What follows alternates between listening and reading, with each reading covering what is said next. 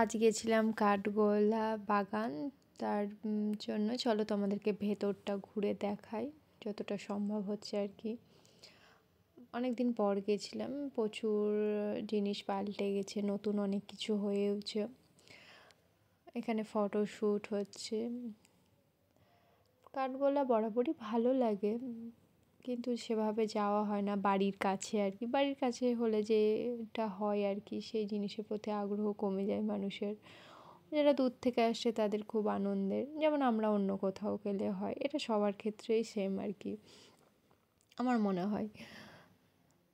এটা হচ্ছে কাঠগোলার famous background ছবি তোলার জন্য। যে এসেছে সে একটা হলেও ছবি এই জায়গাটায় নিয়েছে। তারপর চারিদিকে একটু টুকিটাকি ঘুরতে থাকলাম। প্রচুর বাচ্চারাও এসেছে কোনো স্কুল থেকে আর কি। এদিকে ফটোশ্যুটের জন্য বাচ্চাকে রেডি করা হচ্ছে। একটা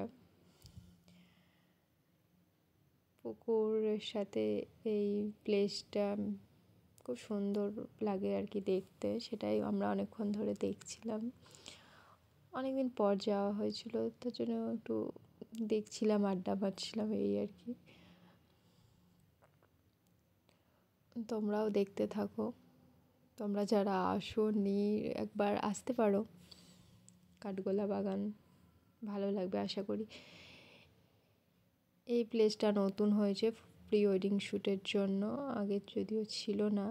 এখন প্রচুর নতুন কিছু হয়েছে, প্রচুর জিনিসের কাজ চলছে, এখনও রেডি হয়নি।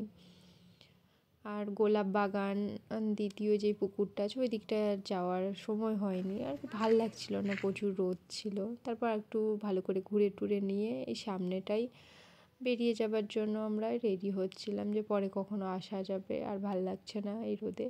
তারপর এই ভাবতে ভাবতে ফাইনালি বেরিয়েও পড়লাম আমরা।